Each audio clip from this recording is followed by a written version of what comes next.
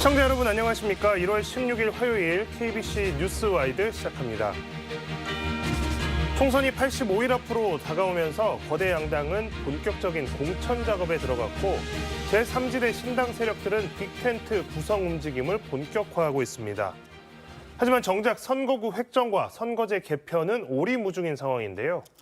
이번 총선에서 선수로 뛰어야 하는 후보자들과 이들의 면면을 살펴봐야 할 유권자들은 혼란스럽기만 합니다.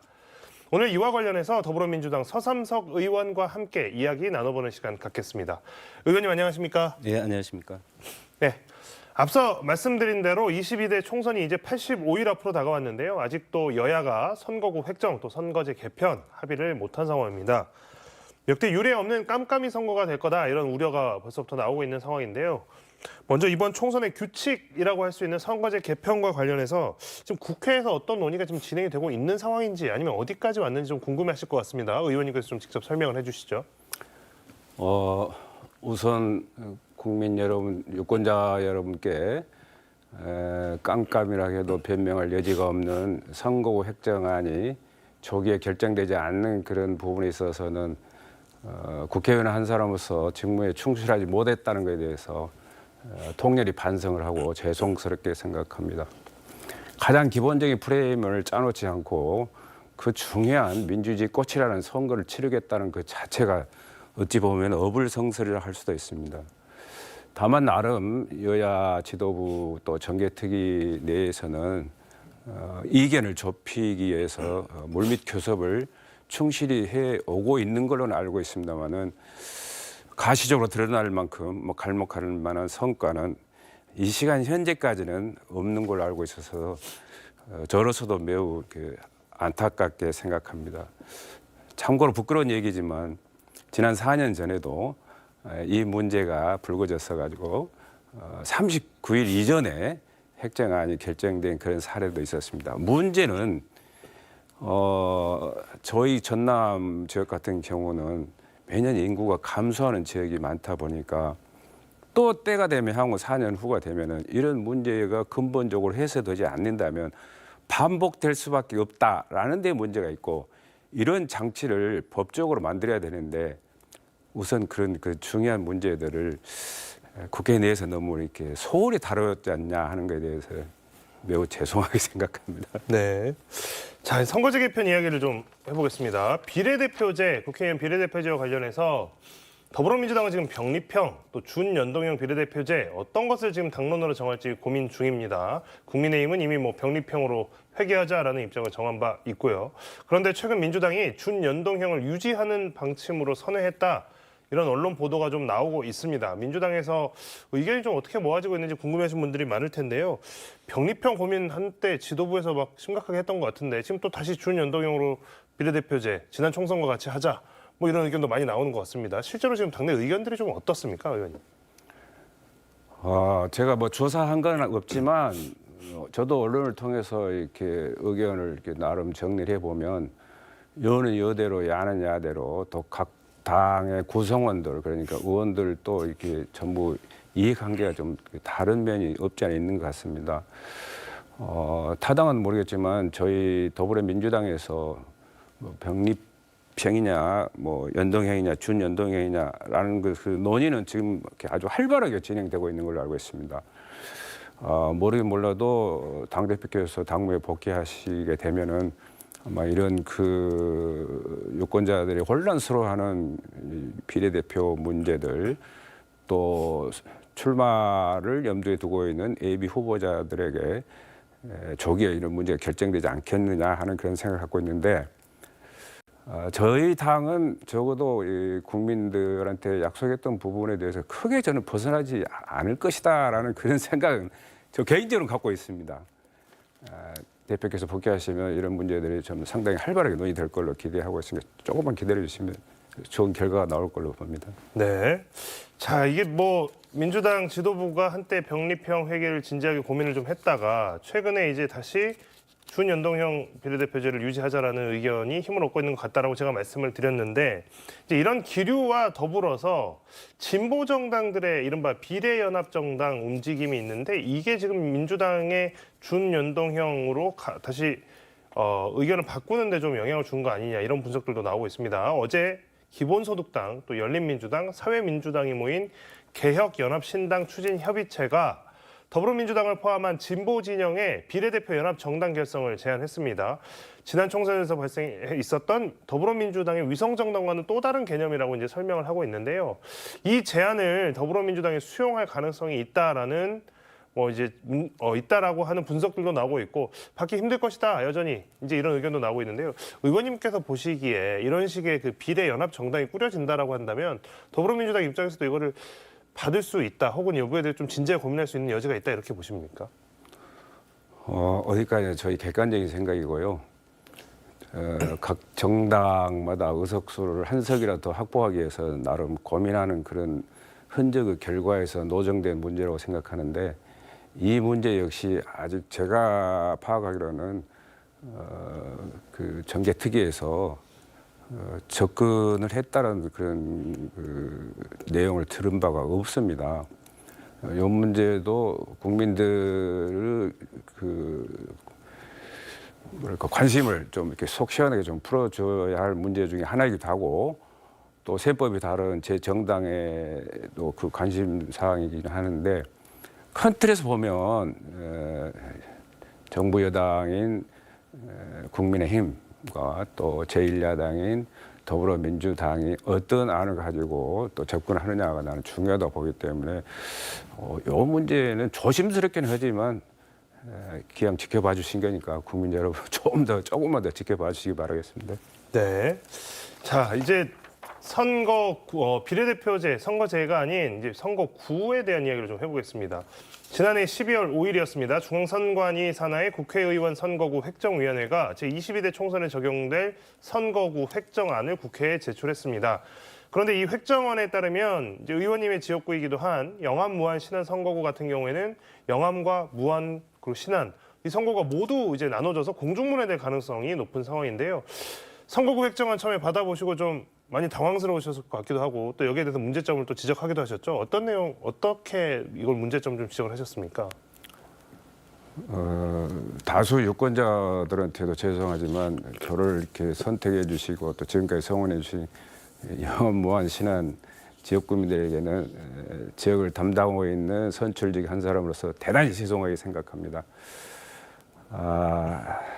이 또한 정치권에서 풀어야 할 문제이기 때문에 지역의 정서상, 정치의 도의상, 상식상 기본적인 그런 선에서 저는 잘 이렇게 문제가 풀어질 거라고 생각을 합니다. 다만 4년 전에 불가피하게 또 이런 문제들을 접한 당사자로서 또다시 저에게 또 이런 현상이 다가오니까 당혹스럽기는 합니다만은 이 부분에 있어서만큼은 아마 크게 과거 4년 전하고 이렇게 다르지 않을 것이다라는 그런 확신을 저 나름대로는 갖고 있습니다. 네. 자, 일단 저기 선거구 획정안이 이번에 이제 또 계속 이제 바뀌니까 유권자분들도 혼란스럽고 또 선거에 나서는 후보분들도 굉장히 혼란스러운 상황이 반복이 되고 있다. 이렇게 말씀을 하셨는데 이게 지금 사실 선거구 획정은 공직선거법상 1년 전 그러니까 2023년 이번 총선 같은 경우는 2023년 4월 10일까지 확정이 돼야 합니다. 그런데 지금 석 달이 채 남지 않은 85일 남은 상황에서도 아직 결정이 되지 않았고 선거 제도 역시도 마찬가지입니다. 근데 국회의원들이 자신이 참여하는 선거의 룰을 결정하면서 매번 유불리를 따지다가 선거 직전에 확정하는 상황 이런 것들 반복되고 있는 거 아니냐 이런 비판들도 지금 계속 나오고 있는데요. 자, 현역 의원들이 이거 자기들 유리하게 하려고 하는 거 아니냐라는 비판이 나올 수밖에 없는데 여기에 대해서는 어떻게 보십니까? 누구든 출마를 생각하고 있는 그런 당사자 입장에서는 본인에게 유리하기 위해서 조건을 만들려고 하는 것은 당연한 그런 얘기겠습니다만은 기본 그 룰을 사전에 예측 가능하게 만들어 놓지 않고 매번 임박해서 하는 그 자체는 앞전에도 말씀드렸습니다만은 국회가 해야 할 일 중에 하나인 그런 직무를 저는 태만히 했다라고 저는 생각합니다. 물론 저도 거기서 예일 수는 없지요. 근데 왜 이렇게 늦어질까 하는 것에 대해서는 국민들이 좀 이렇게 따갑게 질책을 좀 해주실 필요가 있다. 그리고 정치 신인들한테 뭔가 좀 그런 그 페널티를 그런 줄 수도 있다라는 그런 요소가 항상 이렇게 잔존해 있기 때문에 차제의 법으로 이런 것들이 좀 정리가 돼야 된다라는 그런 말씀을 드리고 싶고요. 김진표 국회의장님께서 금년 신년사를 통해 가지고 선거 제도를 먼저 정한 다음에 선거구를 좀 획정하자. 1년 전에 결정할 것이 아니라 6개월 전으로 좀 이렇게 늦춰서 좀 결정하는 것도 좋겠다. 그래가지고도 이런 것들이 오늘날처럼 이렇게 시간이 좀 그 끌어가면은 전에 치렀던 그런 선거 제도로 가는 것도 혼란을 좀 방지할 수 있지 않냐 하는 그런 말씀을 주셨거든요. 저는 개인적으로 그거에 대해서 상당히 그 동의를 하고 있습니다. 어쨌든 이런 문제가 반복되지 않게 하기 위해서는 특히 저희 지역구를 포함한 전남 서남권 같은 경우는 반복이 되풀이되지 않게 하기 위해서라도 그러니까 인구수가 더 이상 줄어들지 않게 하기 위해서라도 뭐 큰 틀에서 보면은 국가적으로 보면은 뭐 이민 정책 같은 것도 손질을 해야 되겠지만 저는 농어촌 회생 정책이 뒷받침이 되면 이런 문제들이 되풀이되는 것을 저는 어느 정도로 막을 수 있다라는 그런 생각을 갖고 있습니다. 법을 만들 때 이런 것들이 좀 이렇게 많이 좀 작용이 될 수 있도록 기회가 되면 저도 관심을 갖도록 하겠습니다. 네. 자, 이제 신당 출연에 대한 변수 그리고 또 뭐 민주당의 반응들 뭐 이런 것들 좀 이야기해보는 시간 갖겠습니다. 자, 4월 총선을 앞두고 제3지대 신당 세력이 큰 변수로 떠오르고 있는 것은 사실입니다. 지난 14일 일요일이었는데요. 원칙과 상식 모임 의원들이 미래대연합 창당 발기인 대회와 창당준비위원회 출범식을 열고 본격적인 창당 설립 절차에 들어갔습니다. 또 오늘은 이낙연 전 대표가 추진 중인 신당 새로운 미래가 창당 발기인 대회를 열었는데요. 민주당에서 이제 제3지대 신당행을 위해서 탈당 잇따르는 거 아니냐 이제 이런 말들도 나오고 있고 그런 것들을 좀 예고하는 이야기들도 있습니다. 당내 분위기가 어떤지 좀 궁금합니다. 의원님 보시기에 당내 지금 분위기는 좀 어떻습니까? 신당 출연 관련해서요. 당내 분위기가 제가 말씀드리기에는 상당히 엄중한 상황인 것 같고요. 저는 개인적으로 왔다 갔다 하는 그런 그 행태에 대해서는 동의하지 않습니다. 물론 뭐 이렇게 아름답지는 않습니다만 정치가 생물이라는 그런 그 표현을 쓰는 사람들은 뭐 언제든지 이당 저당 뭐 철새라는 말을 들으면서도 왔다 갔다 하겠지만 정당이라는 게 뭡니까? 그 이념으로 뭉쳐져 있고 또 정강이 있고 정책이 있는 건데 그것을 개인의 유불리로 인해 가지고 하루아침에 내팽개치고 다른 제 정당으로 간다는 것은 저는 좀 그 유권자들이 현명하기 때문에 크게 저는 심판을 하고 판단을 저는 해줄 거라고 믿습니다. 가칭 제 정당들이 선거를 앞두고 이합 집산을 하고 또 뭐 빅텐트를 치고 뭐 3지대, 4지대를 논하는데 뭐 현실적으로는 있을 수는 있죠. 그러나 그분들이 걱정하는 국민들보다는 그 걱정을 받고 있는 국민들은 오히려 나는 그분들을 걱정하고 있다. 저는 그렇게 말씀을 드리고 싶습니다. 네. 자, 뭐 아무래도 민주당 입장에서는 이낙연 전 대표의 탈당 그리고 이낙연 전 대표가 지금 준비 중인 신당에 대해서 신경이 이제 가장 많이 쓰일 수밖에 없는 상황인데요. 이낙연 전 대표가 탈당을 하면서 대한민국을 위기에서 구하려면 정치 구조부터 바꿔야 된다 이런 이야기를 했습니다. 타협과 조정을 위한 다당제가 필요하다. 또 개헌을 통한 분권형 대통령제가 필요하다 이렇게 도입을 촉구했는데요. 탈당 기자회견 보셨을 텐데 이렇게 내건 몇 가지 명분들 이런 것들에 대해서는 의원님 어떻게 판단을 하십니까? 보지는 않았고요. 뉴스를 통해서 접했습니다. 뭘 바꾸겠다. 뭐 정치의 어떤 그 틀, 뭐 구조를 바꾸겠다라는 그 주장은 뭐 누구든지 할 수는 있습니다. 그러나 그 바꿀 수 있는 그 힘, 원동력은 저는 국민들한테 있다고 생각합니다. 그래서 방금 말씀드렸던 것처럼 그런 심판 판단은 국민들이 하기 때문에 과연 국민들의 눈높이에서 이런 결정을 했을 것인가에 대해서는 저는 상당히 회의적이라고 생각합니다. 결코 저는 선고할 수 없다고 생각합니다. 국민들의 눈높이에서 그러니까 이낙연 전 대표가 이제 내각 명분 탈당의 명분이나 이런 것들 과연 국민들의 눈높이에서 이해가 되겠는가 이 부분에 대해서 좀 불투명하다라고 말씀을 해주셨습니다. 자, 민주당 공직선거 후보자 검증위원회의 후보 검증 결과를 놓고 또 여러 말들이 나오고 있습니다. 민주당발 신당 창당이 현실화한 상황에서 이 원심력을 가속화시킬 수도 있다 이런 가능성이 제기되고 있습니다. 지금 이제 뭐 공천 자격과 관련해서 지금 이제 뭐 부적격 판정을 받은 사람들, 그다음에 아직도 판정을 받지 못하고 보류돼 있는 사람들, 이게 공천 논란으로 이게 좀 확산되는 거 아니냐 이런 우려도 일부에서 나오고 있는데요. 이 부분에 대해서는 어떻게 예상하십니까? 저는 지금의 수준은 논란이라고 보지는 않습니다. 역대 어느 선거를 통해서도 이 정도는 저는 있어 왔었다고 생각합니다. 꼭 있어야 된다라고 생각하지는 않습니다만은 이제 좀 본격화되면은 뭐 이보다 더 뭐 높은 수준, 낮은 수준의 일련의 여러 그런 현상들이 드러날 텐데 저희 민주당 같은 경우는 심사 기준을 상당히 좀 강화시켜 놨습니다.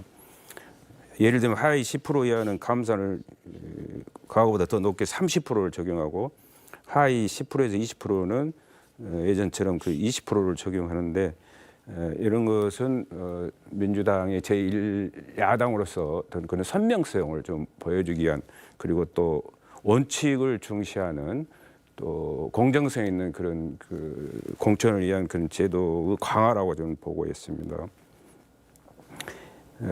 신당에 뭐 이런 걸로 인해서 그 합류를 한다고 해도 그러니까 저희 당에서 뭐 기준에 미달했거나 공천에 탈락했던 분들이 신당을 간다고 해서 저희 당에서 그 자로 쟀던 그런 그 기준이 그 여타 제 정당에 가서 없어지겠느냐라는 거에 대해서는 뭐 국민들이 정확히 판단할 거라고 저는 믿습니다. 네.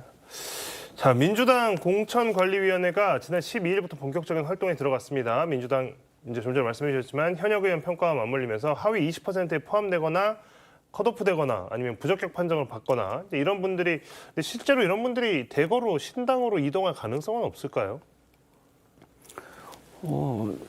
전혀 없을 수는 없죠. 저는 있다고 봅니다. 지금까지도 그래 왔었고 방금 말씀드렸던 것처럼 제1야당의 검증 기준을 통과하지 못해서 탈락되신 분들이 여타 제3, 4 저의 정당으로 가가지고 거기서 뭐 이렇게 기염을 받겠습니까? 박수를 받겠습니까? 국민들한테 뭐 칭찬을 받겠습니까? 자, 뭐 이제 이어지는 질문이긴 한데, 근데 어쨌든 2016년 총선 당시에 이제 국민의당이라고 하는 제3지대 신당이 출연을 해서 특히 호남 지역에서 굉장한 돌풍을 일으킨 것은 사실이지 않습니까? 어쨌든 지금도 신당이 아직 뭐 여러 우후죽순으로 생겨나고 있는 상황이고 이게 어떻게 또 이합 집산이나 합종 연행이 일어날지 모르겠으나 이게 뭐 이제 일부에서 말하는 빅텐트가 실제로 쳐진다 그러면 영향력 무시할 수 없을 것이다라는 분석도 나오고 있는데요. 실제로 이런 빅텐트 제3신당이 나온다면 호남에서의 영향력은 어느 정도나 될 거라고 생각하십니까? 제3정당이 구심점을 잃지 않고 나름대로 영향력을 행사하게 된다라면 다 지역은 모르지만 호남 지역에서는 민주당한테 약간의 영향력은 저는 있을 수는 있다. 저는 뭐 조심스럽게 그런 점을 점쳐봅니다. 그렇더라도 제1야당 민주당 더불어민주당이 호락호락 그런 빌미를 저는 결코 주지 않을 거라고 저는 확신합니다. 네.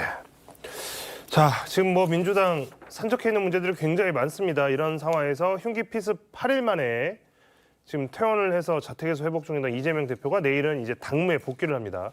탈당, 또 공천 잡음, 당내 과제가 굉장히 많은데요. 가장 먼저 어떤 것부터 지금 이재명 대표가 빠르게 손을 써야 될까요? 가장 먼저 손을 써야 할 것은 대표님의 건강이죠.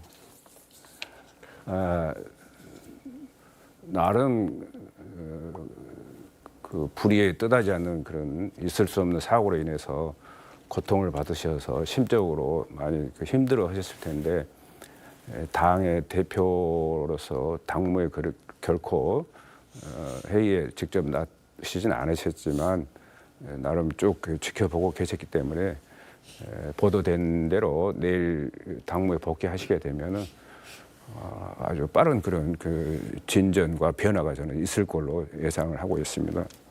크게 이렇게 염려하신 분들이 걱정은 안 하셔도 당무에 완만하게 복귀하실 거라고 믿습니다. 네.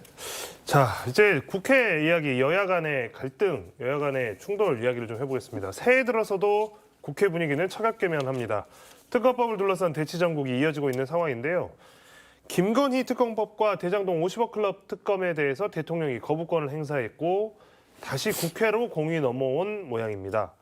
총선이 다가오는 만큼 여당은 재의결을 서두르자 이렇게 이야기하고 있지만 민주당은 그럴 생각이 없어 보이는 것도 사실인데요. 특검법 재의결이 된다면 언제쯤 다뤄져야 할지, 언제쯤 다뤄지는 것이 적절하다라고 생각하십니까, 의원님께서는? 적절한 시점은 여야가 서로 이렇게 셈법이 다르기 때문에 저는 구성원의 한 사람으로서 지켜보겠습니다만은 이 대목에서 중요한 것은 금년 1월 8일부터 10일에 걸쳐서 유수의 여론 기관 네 군데서 조사한 내용을 보면은 거부권을 행사하면 안 된다. 라는 잘못한 결정이다라고 나온 수치가 무려 65%에 달합니다.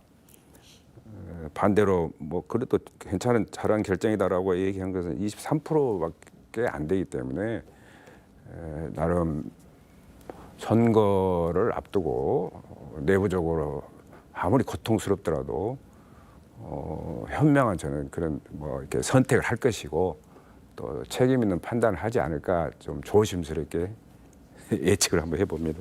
네. 자, 윤 대통령의 김건희 특검법 거부권 행사 직후 대통령실과 여권을 중심으로는 김건희 여사를 보좌하는 제2부속실 설치가 논의되고 있습니다. 이거 뭐 정권 이제 집권 초기에 이미 이 부속실 제2부속실 이야기가 그때 있었는데 그동안 이제 제2부속실 운영을 하지 않고 지금 2년 이렇게 왔거든요. 2년 가까이 넘어왔거든요. 이제 논의가 다시 되고 있는데 의원님께서는 지금 이 논의를 어떻게 바라보고 계시고 또 어떤 식으로 좀 결론이 나면 좋겠다라고 생각을 하십니까? 왜 전 정부에 있었던 것을 없앴을까요? 요것만 보시면 됩니다. 그런데 하필이면 뭐 오비락도 아니고 뭐 이 시점에 와가지고 제2부속실을 뭐 이렇게 복원하겠다라는 것은 저 아닌 뭐 이렇게 65%의 거부권 행사를 하면 안 된다라는 그런 주장을 갖고 있는 국민들이 볼 때 그분들한테 과연 공감대가 형성이 되겠느냐. 그리고 이걸 부활한다고 그래서 부활하는 측한테 공정성이 담보가 되겠느냐 하는 그런 생각을 갖고 있기 때문에 좀 이렇게 절적이지 않냐. 추진 자체가 뭔가 좀 앞뒤가 안 맞은 좀 미흡한 판단인 것 같다. 뭐 지켜보겠습니다. 네. 자, 지켜본다고 이제 말씀해 주셨지만 어쨌든 대통령실은 특검에 대해서는 거부권을 행사했지만 또 특별 감찰에 대한 이야기는 조금 이제 온도 차이가 있습니다. 대통령실이 대통령 배우자와 사촌인의 친족 등을 감찰하는 특별 감찰관 임명에 대해서 여야가 합의로 특별 감찰관을 추천해서 보내오면 우리는 지명할 수밖에 없다. 이렇게 입장을 냈습니다. 한동훈 국민의힘 비대위원장도 특별 감찰관 추천에 대해서는 민주당과 협의할 준비가 돼 있다. 이렇게 말을 했거든요. 민주당 입장에서는 특검을 이야기했는데 특별 감찰관을 이야기하는 상황. 민주당에서는 이 이야기를 어떻게 받아들이고 있는지 궁금합니다. 민주당이 한 얘기가 아니고 여당에서 한 얘기이기 때문에 거기에 대해서 홍영표 원내대표께서 코멘트를 하신 걸로 알고 있습니다.